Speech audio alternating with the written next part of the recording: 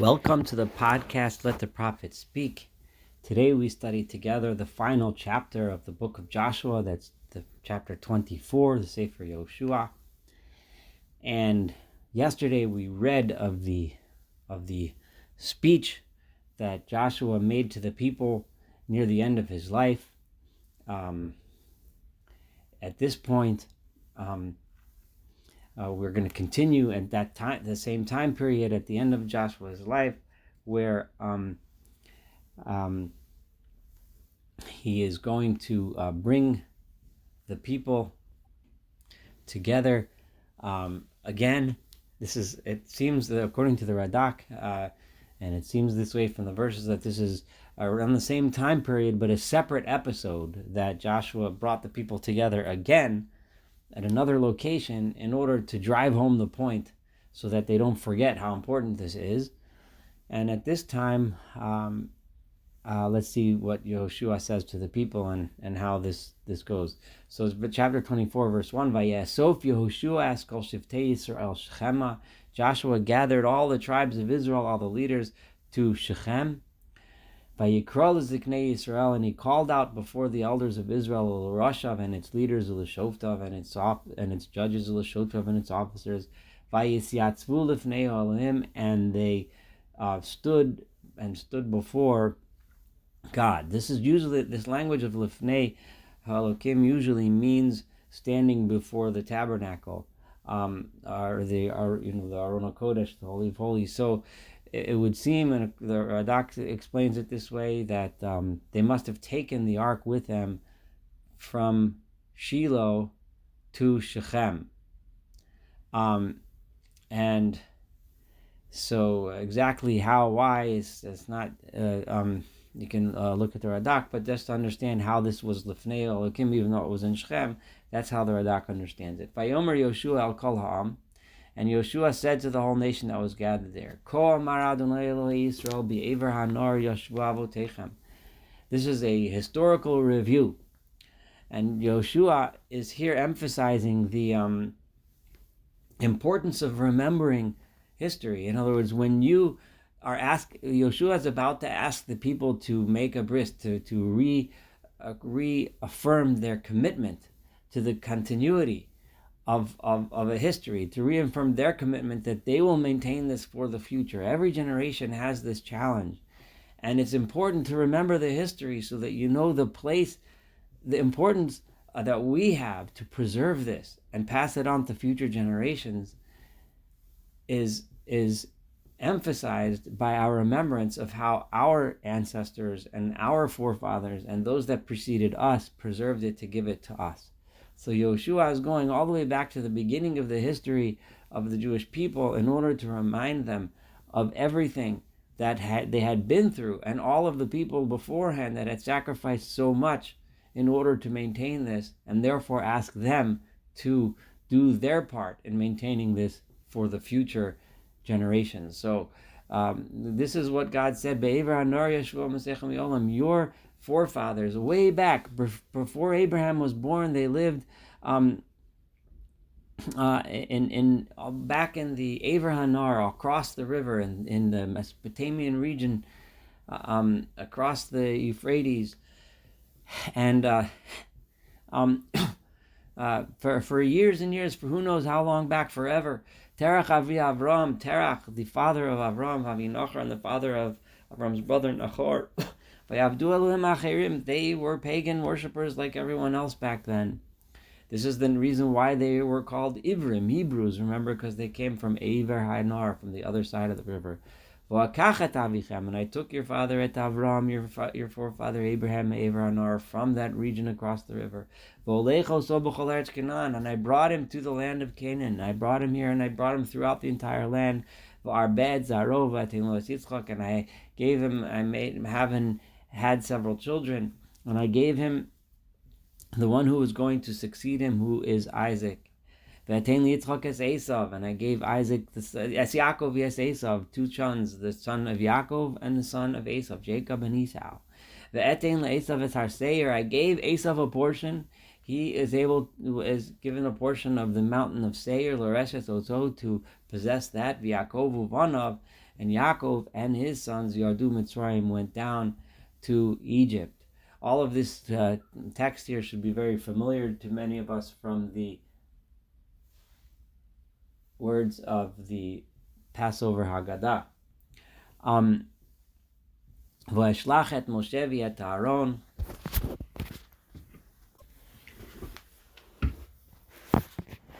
And then I sent Moses and Aaron, I sent them to take them out of Egypt. V'agofet Mitzrayim, and I struck Egypt, ka'asher asiti b'kirbo, as I did in Egypt. All sorts of, the striking, the agof, which is the reference to the plagues. And after I struck Mitzrayim, after I struck the Egyptians, I took my people out of Egypt. I took you out of Egypt, you people. I took your forefathers out of Egypt. And you came to the shores of the sea. And Mitzrayim, Egypt, was chasing after your forefathers towards the Sea of Reeds, towards the Red Sea. They were chasing you with chariots and horses and riders. Vayitzaku el Adonai, and you cried out to God. Vayosem ma'afel beinechem uvein hamitzrim, and God placed a darkness between you where you were and between where the Egyptians were. Vayaveil alav hayam vayachaseu, and then eventually He brought the sea over the Egyptians and covered them in the sea. And your own eyes saw that which I did to the Egyptians. And after that, you resided in the wilderness for many days. And then I brought you to the land of the Amorites. This is the Avar Yarden, Hayoshev be'Avar Yarden, that lived on the east side of the Jordan. And they waged war against you. And I gave them to you in your hands in victory. And you possessed their land. And I destroyed them from before you. I'm up to verse 9. Vayakam Balak ben Tzipor melech Moab. And then the king of Moab, when they were frightened and they saw your approach, the king of Moab named Balak went, Vayilacham Yisrael, and he waged war against the people of Israel. Vayishlach vayikra leVilam ben Baar lekalel etchem. And then he went and he got their prophet Bilam, the son of Baar, to curse you in an attempt to get God to punish you and not allow you to be victorious. And God says, and I did not, I refused, I did not allow myself to be convinced by and listen to Bilam. Instead of cursing you, he went and he blessed you. And I saved you from his hand. And then you crossed over the river. And you came to Jericho. Now Joshua is coming, is saying this prophecy, and now he's up to even much more recent history in their own lifetimes. You came to Jericho, and the people of Yericho fought against you. Amori, V'Aprizi, V'Kanani, V'Achiti, V'Girgashi, V'Achivi, V'Yavusi, all of these nations. V'Atenotam bi'edchem, and I placed all of them in your hands.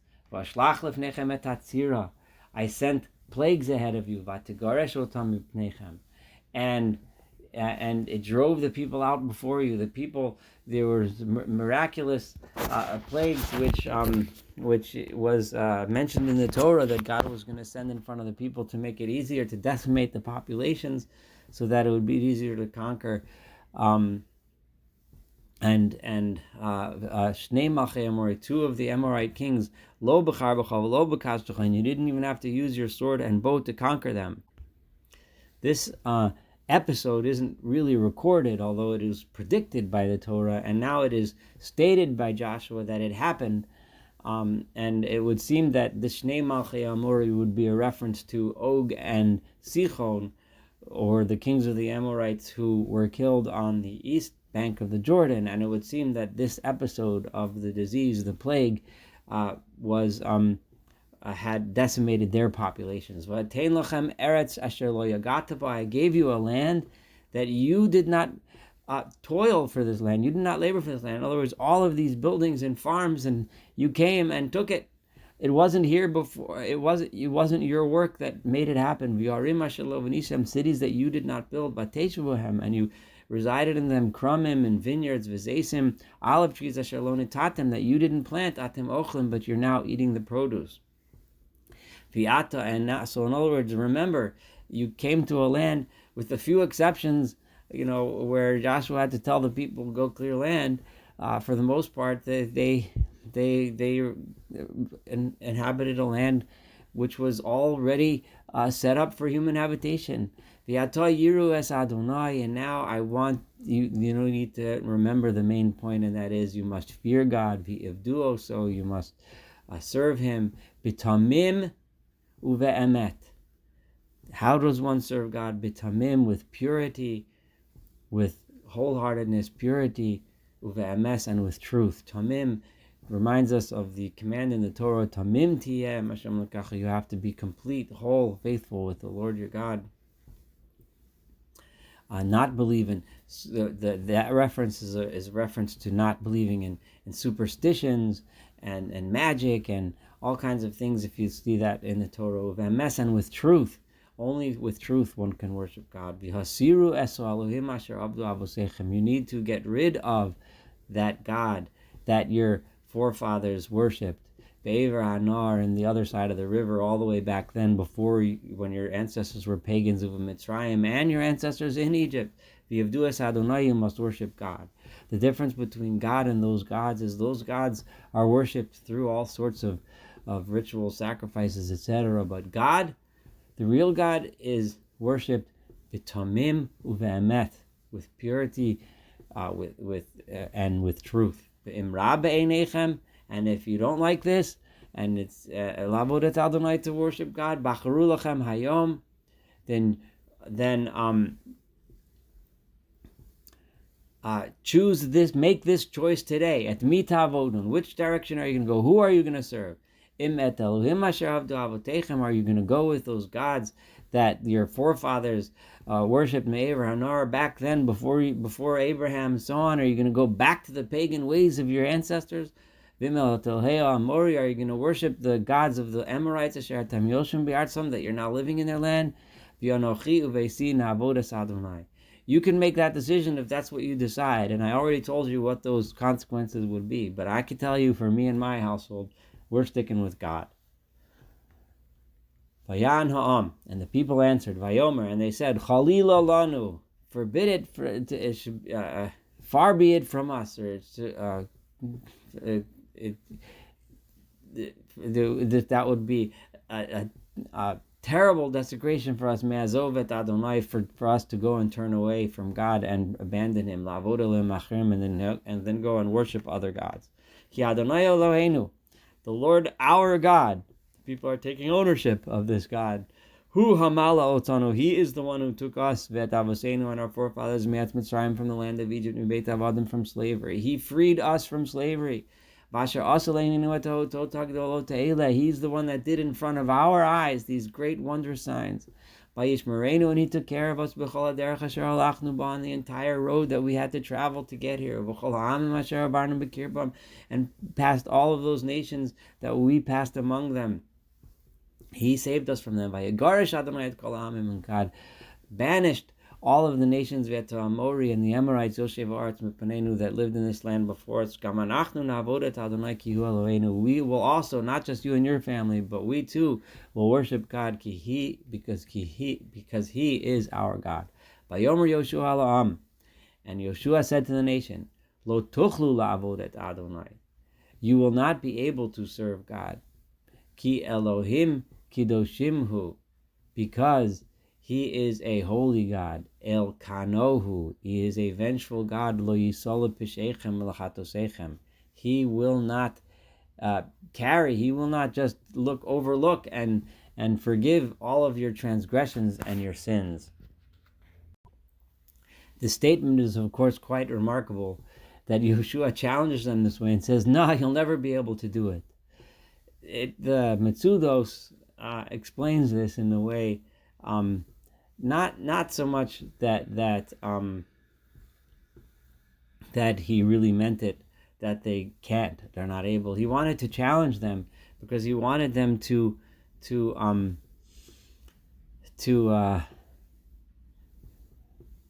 how should I say, to really think hard, and when they make this promise, he wants them to really mean it. So he says, how, are you really sure that you can do this? This is not an easy deal, It's kind of, when if someone is challenging someone before a difficult task, and they said, "You sure you can do this? This is really tough. This is really tough." And that's kind of the way Yoshua is making this challenge to the people. Ki ta'azvu es Adonai, because you should know that if you've abandoned God, va'avadetem Elohei nechar, and you worship other gods, v'shav v'heira lachem l'kilo eschem achrei asher heitiv lachem, and if he does that, then he is going to go ahead, and God is going to go ahead, and he's going to he's going to do bad to you, and he will destroy you because he was good to you. He kept his side. Are you sure you're going to be able to keep your part? The question here is the people are already obligated, but Yoshua wants them to make a recommitment. Yoshua lo, no. They answered to Joshua, no. Ki Adonai na'avod, we are going to serve God. Then Joshua said to the nation, he has secured their agreement. Edim atem bachem, you are your own witnesses. Ki atem b'chartem lachem, that you have chosen for yourself at Adonai, the Lord God, la'avodoto, to worship Him. Vayomer, and they said, Edim, yes, we are our own witnesses. V'ata, and now, here's the clincher. Hasiru et elei anecha shebekemchem, you must get rid of all of the foreign gods that are among you. V'hatu et levavchem el Adonai Elohei Yisrael, and turn your hearts only to God, only to the Lord God of Israel. That's it. Vayomer ha'amel Yoshua et Adonai Eloheinu na'avodu v'kol nishma, we will worship God and we will listen to Him. I want to digress here for a moment and remind us, those that have been studying with me this in this podcast. Prior to Yoshua, we read the book of Nehemiah, and there we read of a similar event that happens in the beginning of the Second Temple period. This is the beginning, not quite the First Temple period, because that's not going to come for a while, but the beginning of the first settlement of Israel, where they also had a review of the people's history, and they also had the people making a new, a recommitment, a covenant, a recommitment in front of Ezra and Nehemiah that happened then. A very similar event is happening now, and presumably Ezra and Nehemiah were following Yoshua's example when they had that new amanah, was what it was called in Nehemiah, that new bris, that new covenant. Vayichros, verse 25, Yoshua bris la'am bayomahu, and Joshua then made a covenant for the nation on that day. Vayasim lo chok u'mishpat b'Shechem, and he made a chok u'mishpat, a solid rule and law in Shechem, was where this took place. Vayechtov Yoshua et hadvarim ha'ela, and Yoshua wrote these things b'sefer Torah Elohim, in a scroll of the Torah Elohim. Presumably that is the book that we're reading right now, the book of Joshua. Vayikach even gedola, and he took a large stone, vayikimeh sham tachat ha'ala, and he placed this large stone under a large tree, an oak tree, asher b'mikdash Adonai, which was in the area of the holy area of God. Now, Vayomer Yoshua kol ha'am, and then Yoshua said to them regarding this stone, Hinei even azos, behold, this is the stone, this stone here, Tiyeh banu le'edah, should be as a witness, Kihi shama'a et kol imrei Adonai, because this stone was here and it listened to us, so to speak, to all of the words of God, Asher Tiber Imanu, that He spoke among us today, V'hayta bochem le'edah, and this will be to bear witness, Pen techachashun be'elohechem, lest you decide to lie, or to chachashun, or to be unfaithful to your God. Vayishalach Yoshua et ha'am ish lenachlato, and Joshua then told the people they can go home back to their lands, wherever their homes were. Vayhi acharei advarim ha'ela, and it was after these things happened. Vayamat Yoshua ben Nun eved Adonai, and Joshua the son of Nun, the servant of God, passed away, ben Mea v'Asar Shanim, of 110 years old. Eved Hashem, this is a language that was used to describe his teacher Moses, also called the servant of God, and then using that same terminology to refer to his his foremost disciple and successor. Vayikbru oto b'gvul nachlato. They buried him on the edge of his own property, his own family's inheritance. B'timnat serach asher b'har Ephraim, in the place of Timnat Serach, which is on the mountain of Ephraim. Mitzvon Har Gash, which was north of Mount Gash. Vayavod Yisrael et Adonai, and the people of Israel did worship God Kol Yemei Yoshua, all of the days of Yoshua, V'chol Yemei Azakanim, and all of the days of the elders who were Yoshua's disciples. So there was no single successor to Yoshua, but it was the Zakanim, the elders, who as a group led the people after Yoshua, and during their days, they also Asher ha'erichu yamim achar Yoshua, that they led the people for many years after Yoshua's life. B'asher yadu es kol masei Adonai, and these were the Zakanim that knew all of the great wonders that God did, Asher asli Yisrael, that God did for the people of Israel. V'yadatzmos Yosef, and the bones of Joseph, Asher helu b'nei Yisrael miMitzrayim, that the people of Israel carried with them from Egypt, kavru b'Shechem, they buried in Shechem. Remember, Shechem was where this bris took place. Presumably, the reason for the choice of this place of Shechem to have this assembly and to have this covenant was also a ceremony to bury the bones of Yosef. And burying the bones of Yosef is a reminder to tell the people that remember your history, remember this, we're closing the circle. The exodus from Egypt is now completely over. The promise we made to bury Yosef, we are now fulfilling. And right here, we are agreeing for the future. B'chalkas hasadeh, in that field, asher kana Yaakov me'et b'nei Chamar, that Jacob bought from the sons of Chamar of Shechem, who was the leader of Shechem, b'mea kasita. He bought it for 100 pieces of kasita as a coin. V'ayu livnei Yosef l'nachla, and that area of Shechem became Joseph's descendants' inheritance. Elazar ben Aaron mace, and then the other leader that accompanied Yoshua, the one who was the high priest, who we heard so much about before, also passed away. Vayikberu oto, and they buried him b'givat Pinchas beno, in the hill which belonged to Pinchas, his son, asher nitan lo b'har Ephraim, that he had received in the hill country of Ephraim. So this completes the book of Joshua. As we go on to the book of Judges, we go on to the next stage in the history of the people after they settled the land, and looking forward to studying the book of Judges with you, and all of the incredible stories and lessons to be learned from there. Thank you.